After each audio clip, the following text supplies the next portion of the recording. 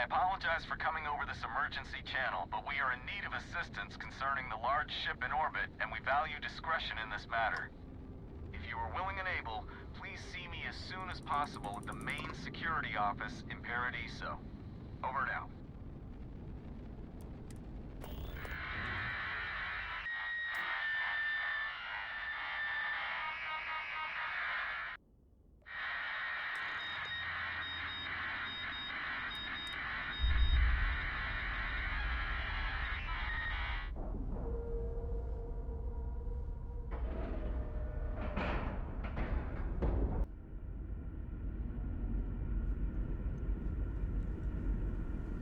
Stay alert. Weapons at the ready. Remain calm. There's no reason to suspect whatever it is hostile. I agree with the captain. Now is the time for diplomacy. Agreed. But we must be ready for anything. Now. Eyes and ears sharp. You're... human. It's just that we weren't expecting to find life, let alone human life out here. We thought we were the only ones to leave Earth. Perhaps we should greet our guests. Of course. Manners. I'm Captain Diana Brackenridge. This is Security Officer Bomani Reader. And this is Dr. Mabuti da Costa, one of our elders. A pleasure to meet you. You've come aboard the Earth colony ship Constant. Generations ago, we set forth from the planet Earth with the mission of colonizing a new habitable world, in the spirit of our ancestors nearly a millennium ago. I don't know all the particulars, but I'll try to answer as best I can. It's a colony ship.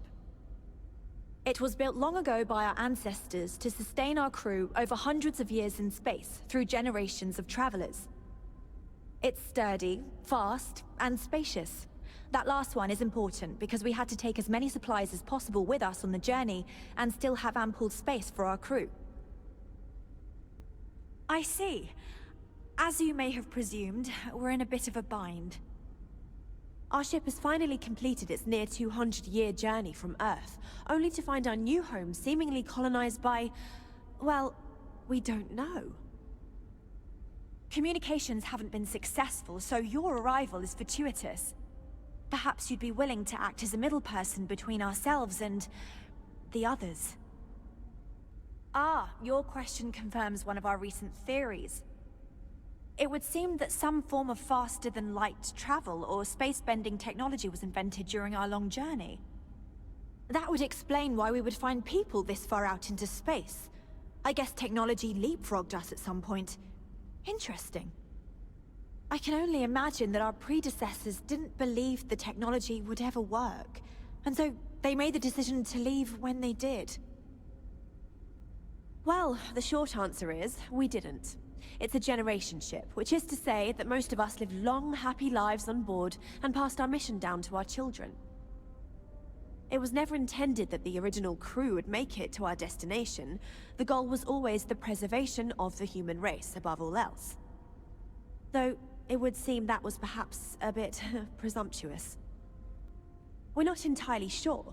Our engineers believe it's possible that our technology just isn't compatible with theirs. All we hear when using them to communicate with anyone is a bunch of disturbing noise. It gave me the heebie-jeebies at first. We do. Well, sort of. We saw structures using our surveying equipment. We've also seen the various ships pass us by. Some even seemed to want to communicate, but couldn't. Of course, we had no idea that they were being piloted by other humans. Of course, we know that now.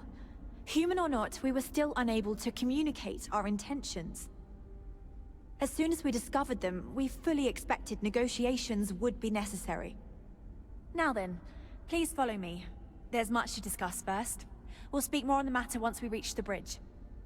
Welcome to the Earth colony ship Constant. In the early 2100s, my ancestor, Rupert Brackenridge, researched a number of scientific scenarios: climate change, asteroid impact, nuclear war, global pandemic, and more.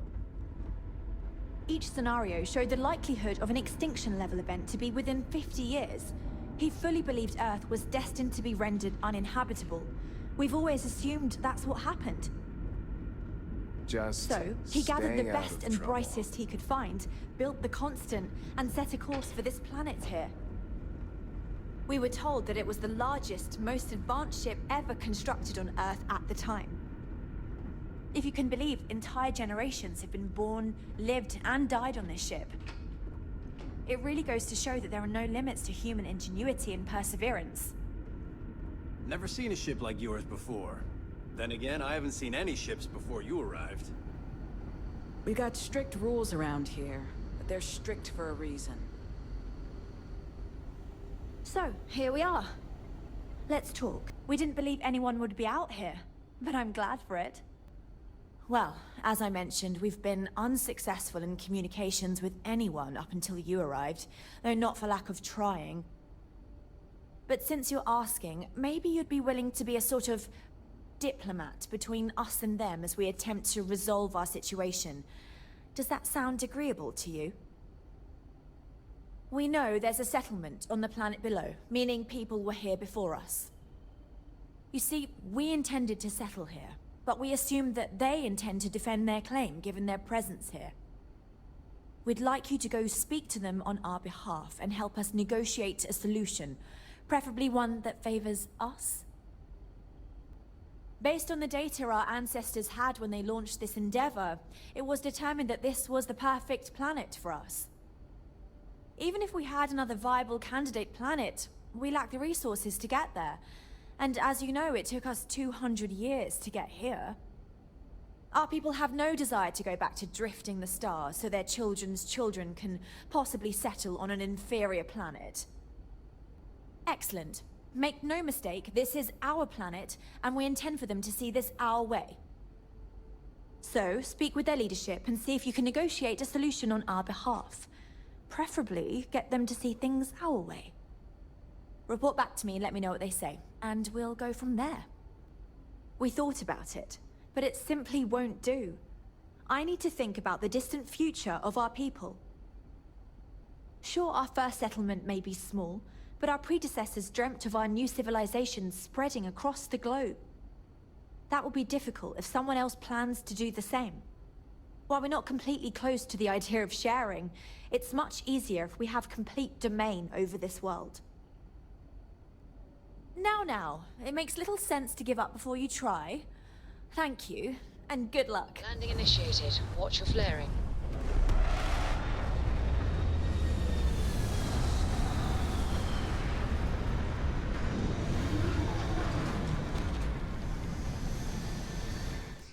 But they know to stay away for the most part. Welcome to Paradiso. Jiro Sugiyama at your service. Do you have a security concern, or is there something else I can help you with? Neither. We're our own private force. The Paradiso group pays top dollar for top-notch security. And I dare say we're some of the best in the business. We have to be out here on the fringes of the settled systems. Something I can help you with? Ah, it has a name. Good. Then you're already familiar with the situation, I take it. Do you know what they want? Interesting. We obviously have no records of a colony ship claiming this planet. Whatever the case, you'll need to speak with Oliver Campbell, a CEO for the Paradiso group. He's in charge of bringing all formal decisions before the board and helping to make calls on them. I'll let him know you're on your way. I hope you'll stay here. Excuse me, you can't just waltz in there. Do you have an appointment? Oh, you're the one they're waiting for then. Do you need anything else from me before you meet with the board? Sure. Have fun in the shark tank. And don't worry, even they call it that. I just feel that we should be focusing on the natural beauty of this planet, not our amenities. There are millions of planets out there. People can go to any one of them. The resort facilities are precisely what we bring to the table. Heck, it's the only thing we've really got to offer. I don't want to risk us coming off as just another artificial, shady, trash-filled dump like Neon. That's not who we are. We've got something special here. We should embrace that. Balom's right. Thank you. We don't want to compete with Neon. Bayou's ruthless. He'll do anything he can to eliminate the competition. We don't need that kind of trouble. That being said, I think there's a middle ground. Maybe build up the beachfront at a boardwalk amusement park. I've had this idea to build artificial hot springs, that sort of thing. Sounds good. I'll look into what that will cost us, and we can circle back around to this. What's Come on, mate. not to Loads love more about interesting this things to do planet? outside. No need to mill about in here. I am. And you must be the diplomat Jiro told me about. Welcome, welcome. Normally I'd offer you an all-inclusive stay at our resort before we spoke. But given the circumstances, I'm going to cut to the chase. We've got our friends, the aliens, up there causing all sorts of problems for our resort. You like that? The marketing team came up with it. The thought is, if we can't get rid of them, it might actually attract more tourism. Come see the aliens! Ah, we're being direct then. Good on you. So, what do you know about this dodgy ship I'm hearing all about? I'd say you're full of it and might have been watching too many movies. Now, instead of wasting my time, want to tell me what it really is? Well, that's something. Shame we can't just tell them kindly to bugger off. Something tells me that's not going to work. Now, tell me, what are we going to do about it? Give me some proposals, people. I need something to work with here. We could offer to resettle them here. There's more than enough space. They could stay here, temporarily, but it'll cost them. Quite a bit, too. They'd need to work off all their debts before being allowed to leave. Maybe not. What if we help them get out of here? Outfit their ship with a grav drive so they can find a new home. We could even lend our engineers to help and give their captain an updated star map. What do you think? Sounds costly. We can't absorb that cost, and it's unlikely they even have compatible currency, let alone enough for the transaction. Someone else would have to foot the bill. Oh, I swear this would be a lot easier if they ceased to exist entirely. Anyway, Seema's got the right idea. Either works for me. Just tell me what you want to do. Oh, I didn't say that specifically. This would be a mutual contract for room and board in exchange for services rendered. Of course, there's no telling how long this arrangement will last, given the substantial costs we'd need to take on in order to accommodate them here, including their continued room and board. But this may save the resort on operating costs in the long term, as we'd be able to let go of some of our current paid staff. It's not our responsibility to bear the brunt of that cost. We're being more than generous by offering the use of our engineering team to help install it. A custom Grav Drive can't come cheap, and I assume they have neither the monetary means nor the connections to get a hold of that kind of technology. That leaves the only other party in this negotiation. You. I'm not suggesting anything, other than it would make our lives so much easier if that ship ceased existing. Make of that what you will. We operate outside of the Free Stars only, you see, partially because we don't want anyone else meddling in our affairs. And we'd rather not draw attention to it. As I've mentioned, it could be bad for business. We'd much rather settle this independently. We own this planet, they don't. Here at Paradiso, we don't like leaving things to chance. Who knows what these people will do with their land? Imagine the landscaping disasters they might come up with, and how that might mar the satellite imagery of the planet in our brochures. No, much better to assimilate them into our culture if they come here to live, rather than leave it to chance. Thanks for the offer, but my answer is still no. Too much risk involved, and if it goes wrong, then the problem can quickly get out of hand. If they settle here, it'll be under our conditions, not theirs. Sorry. They'd be hard-pressed to defend their claim in any courts. Our charter goes back years. It was registered with both the UC and Free Star Collective, per the Centaurus Proclamation. We may be outside the settled systems, but that charter's official as can be. I'm sorry, but you're going to need to be the one to break the news to them that they need to make a compromise or leave. Ah, good on you. You want to see a man named Benny St. James over at Hope Tech. He's the best in the business. If anyone can retrofit a 200-year-old ship with a modern grav drive, it'd be him. We'll coordinate our engineering team with his when you return, though you may have to help the Constant's engineers prepare for it on their end. Good luck. Right. On behalf of the Paradiso Group, we appreciate your help. Hope Tech needs brave new innovations.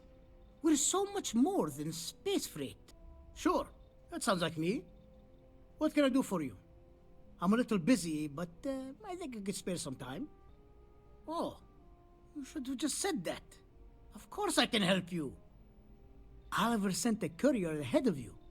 I did some research on ships from that era, and I have a decent idea what we're dealing with.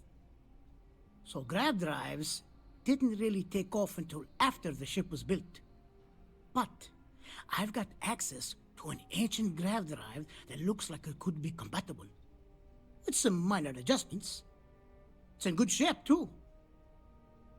Parts not cheap, though. Neither is the labor.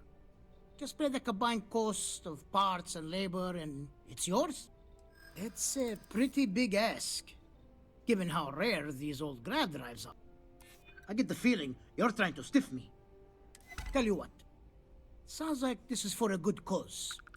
While I can't give you the part for free, I won't charge you for the work. You're darn right it is. I'll get to work on it right away. I recommend you go back to the ship and ask the captain to prepare for its retrofit. Standard stuff. I'm sure they have an engineer on board to help. We'll send the part along when it's ready and install it with the help of Oliver's people. Pleasure working with you. I was hoping to talk to our visitor from outer space, and here you are! Welcome, welcome! I have a million burning questions, but I won't overwhelm you. There will be plenty of time for that later. Please, indulge me just a couple. How did you do it? Did humanity finally discover faster-than-light travel and eclipse our poor old ship? Oh, I've heard of this technology, but always believed it was theoretical in nature. Maybe we can talk about it in more detail later. I'm sure you have more pressing matters to handle. I've waited this long. What's a little longer, eh? Oh, I've got so many questions, but I'm being rude. I haven't even given you my name. Chief Engineer Kazemi, but you can call me Amin. And, I might add, I'm one of the reasons we're still floating out here today. Yes, of course. Anything for my new friend. What Grav Drive?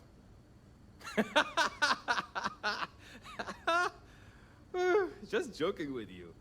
The Paradiso engineers filled me in. Okay, let's see what we need to do.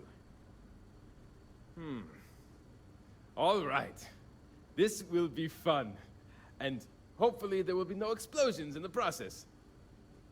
I have just received word that the drive is here. Ready to get to work? You do? Well, this should be a bit easier. Though I must remind you, the ship is much older than the ones you're likely used to working on. So, listen to me first. First thing I need you to do is reroute the power from the port turbo pump to the auxiliary cryogenic radiator. Then, turn the plasma runoff inhibitor function to 5%. Last, you'll need to decouple the magnetic flange pipe enclosures from the auxiliary module assembly. Got it? Let's hop to it!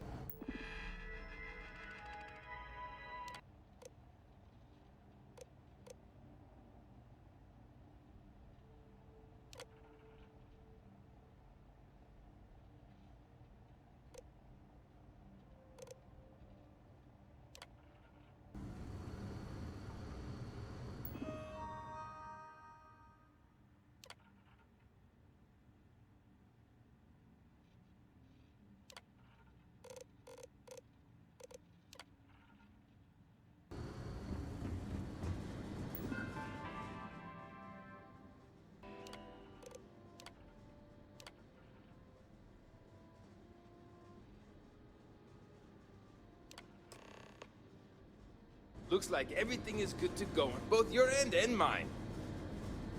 Can you go inform the captain while they're finishing the installation? Thanks. We didn't believe anyone would be out here, but I'm glad for it. Well, well, it would appear we have the means to go nearly anywhere now, thanks to you. The engineers even upgraded our communications equipment so we can speak with passing ships. Turns out it was a pretty easy fix. Thank you again for all you've done. We don't yet know, but we did receive a star map from the Paradiso engineers. I suppose we'll just chart a course for other suitable habitable worlds until we find one that matches the quality of Paradiso, Porrima II here. Without you, we'd most likely be stuck. But you went above and beyond. I'll make sure people tell tales of your generosity for as long as our society lives. I don't know if we can ever fully repay you. Thank you again.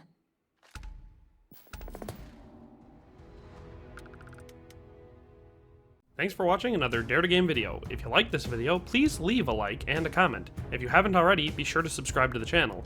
If you like my content and would like to support this channel, consider becoming a member today for as little as $1.99 a month. It makes a huge difference. But in any case, thanks for watching and have a nice day. I'll see you next time.